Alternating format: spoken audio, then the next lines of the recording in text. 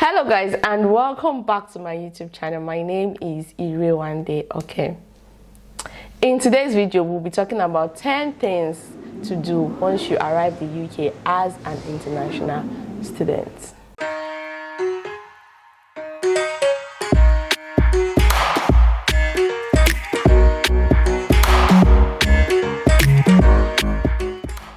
I wished I watched a video like this that explained what I should do once I got to the UK as an international student, or probably read an article about this, because I was always calling my cousin who came to the UK a few months, or I think few weeks before me, and who had gone through the experience, to always ask, so what do I do next? So what do I do next? What do I do next?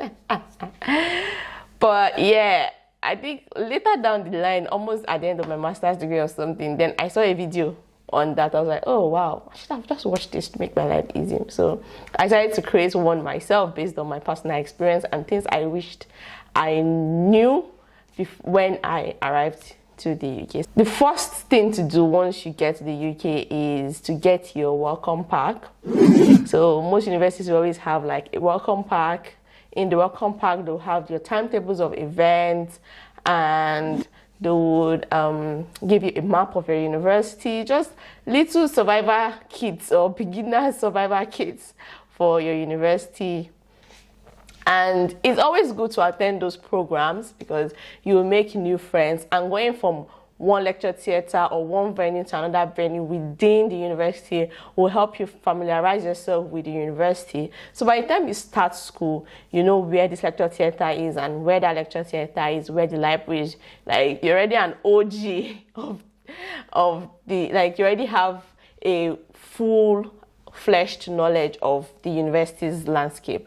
And some universities, the campus is always in a different location, different, like, scattered all around the city. So it's always good to attend those things, so at least you get to understand the university's landscape. Now that there's COVID, I doubt if most universities will do that, but you might just do it online. And online is also a great way to meet new people and to start making friends, but some will do like physical events, which you can always go to. The second one on my list is do your international check-in by completing your online enrollment and checking your timetable. Now, this will enable you to get familiar with your timetable, so you know when you're starting your course, what class you have, and what date you have those class, and it will also notify your department of your arrival. So by doing your international check-in, they already know you are in the UK. Now, sort out your accommodation. Most times, we usually don't have like a detailed accommodation plan or secured accommodation once you get to the UK as an international student. So please make sure you sort that out. Make sure you go check your accommodation to know that what they said it is what it is. Not like what I booked versus what I saw or something like that. So please make sure you sort out your accommodation, because you know it's just going to be the first week of school. So you don't have so much workload and you want to catch up on schoolwork quickly. So make sure your accommodation is secure, because I mean that's where you would stay most of your time here in the UK. So just make sure your accommodation is secured and just sort anything regarding your accommodation out. The next thing is you need a UK phone number. So you need your UK phone number for easy communication within the UK. At least you can exchange numbers with the people you would be meeting here in the UK. You can update your students' information on your school portal so they can easily contact you once you're applying for a job, or when you start applying for a job. You have phone numbers to give potential employees where they can contact you for phone interviews and things like that. So yeah, you need to register maybe with the GP just to make your life more easy in the UK, because obviously your international number would probably not be working, and so you just need the UK phone number to communicate. Now you need to collect your school ID card. So that's number 5 on my list, is collect your school ID card. So most schools, especially most schools in the city, so like University of Manchester is scattered within the city, so only students can access some of their buildings within the city. I mean, if they don't do it like that, everybody will be accessing the university building. So they have like a bit of a lock, I would say, where you will have to tap your student ID card, and the door will open and you have access to that building. So yeah, and both schools I have attended here in the UK, we had something like that, where with your student ID card, you can access some of the buildings that people who are not students cannot access, like the library, student union building, things like that. So you need your student ID card just to make your movements within the campus easy. So you don't have to be waiting by the door, waiting for somebody to come before you enter. So at least you can access the building yourself. And you also needed to identify yourself as a student if need be.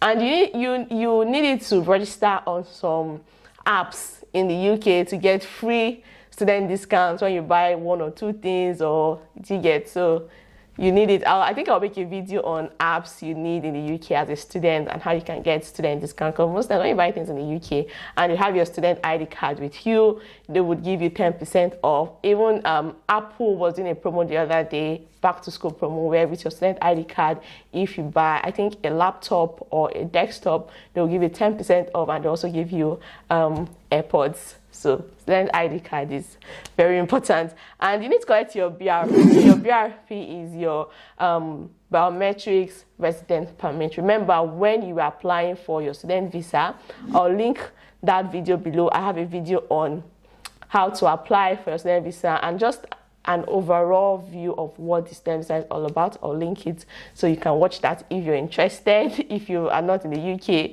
But if you're in the UK, I'm guessing you don't need that video because you've already applied.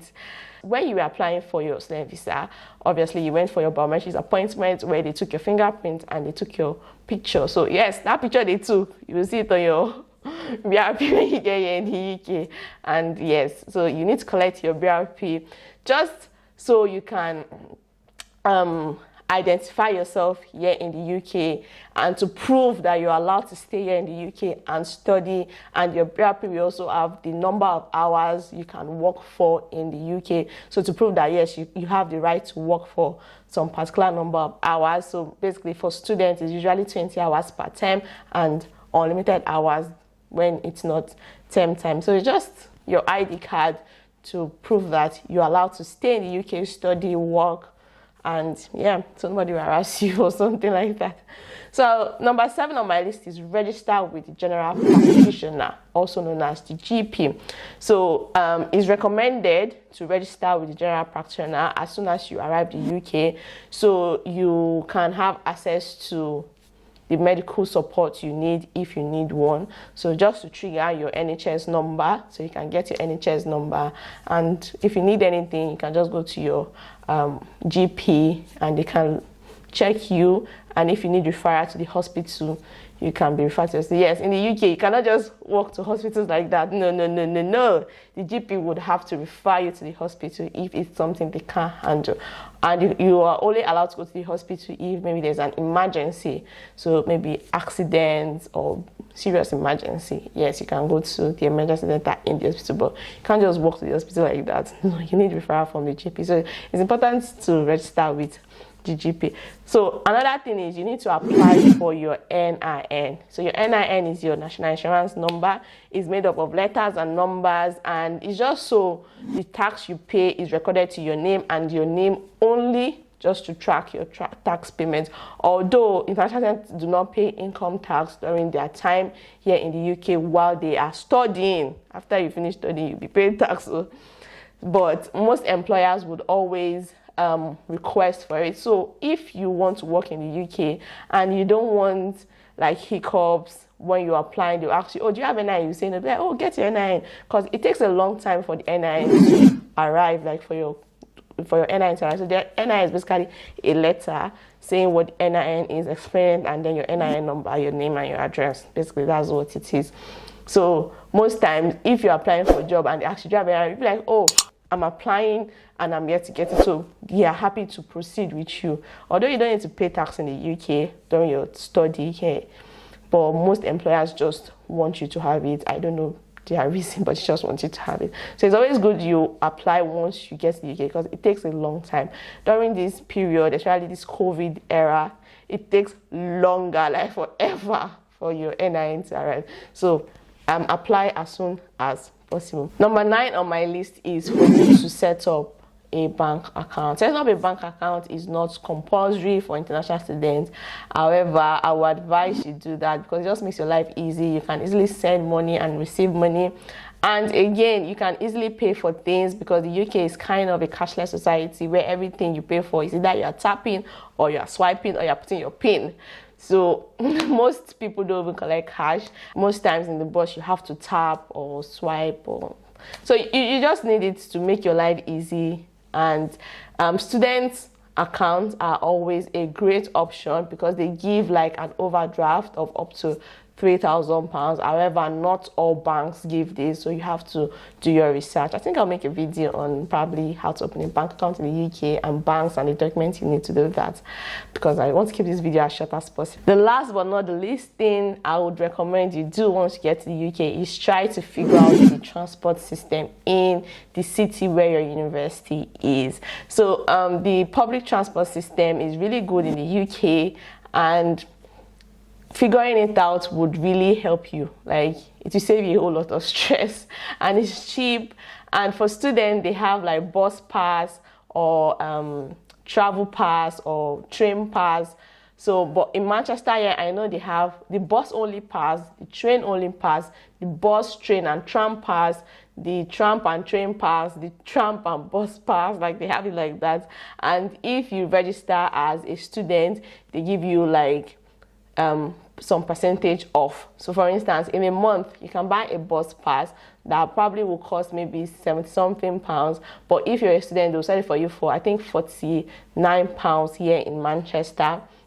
So that's it. So you save a lot of money in transporting yourself in the UK, especially if you're staying off campus. You need to go to campus for classes if you have physical classes or if you want to buy something. So just figure out how the transport system in your city work and what pass you need to get if you'll be going out a lot. If you're not going out a lot, probably you might not need a pass, and the discount they offer to students and things like that. So guys, with this we've come to the end of today's video. I wish you all the very best in your studies, and I hope you maximize this opportunity, enjoy yourself, explore the UK, get those internship, apply for that job, you know. Stay connected with people at home. Now that you come to the UK, don't forget people at home. Stay connected. And yeah, so bye for now, and I'll see you in my next YouTube video.